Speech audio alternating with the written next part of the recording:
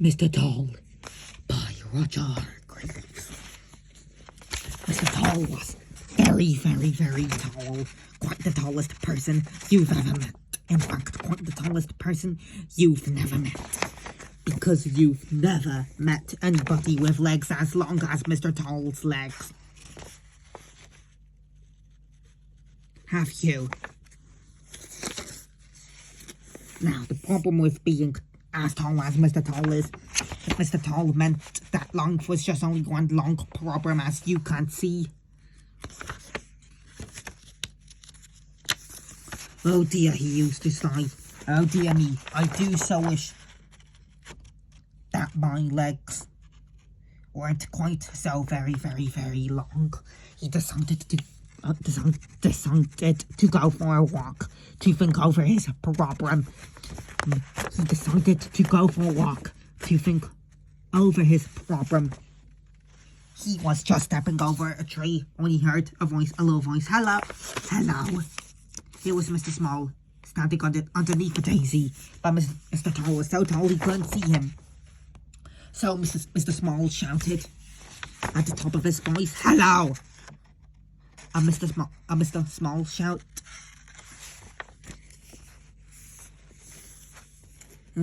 It's about out as loud as a bee's sting.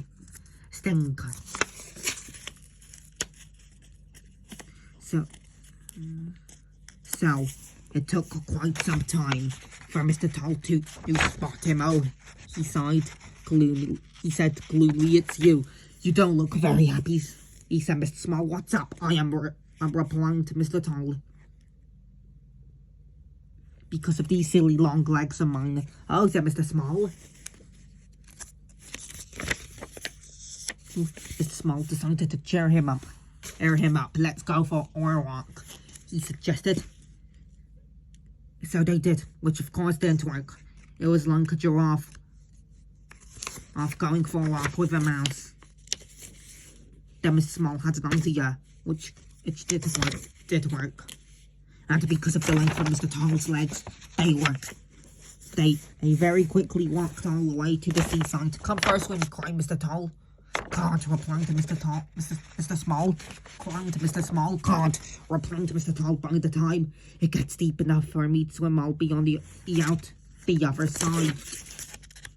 So Mr. Small went for a swim, while Mr. Tall sat down with a face which was nearly as long as his legs.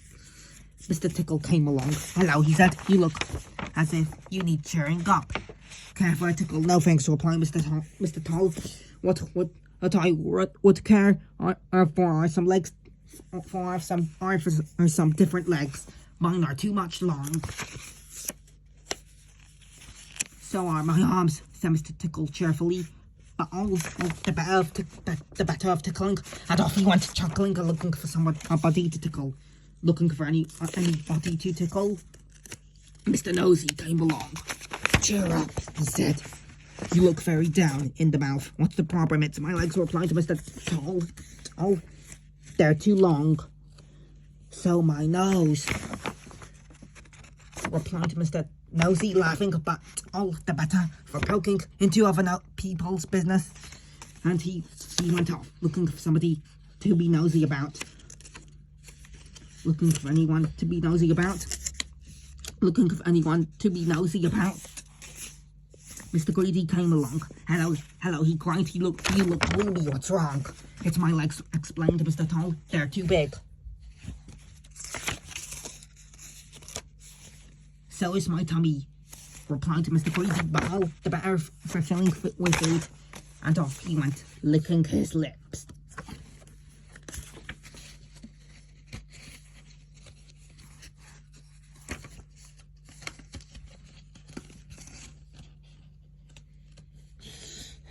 Licking his lips.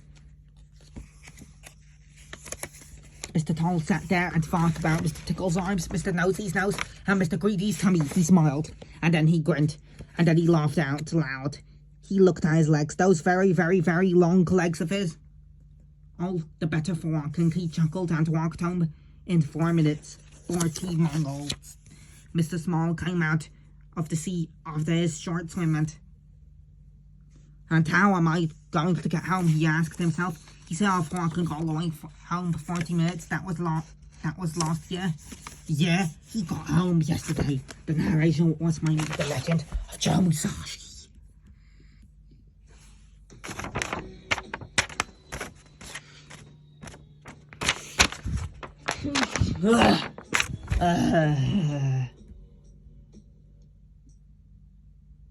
Oh yeah.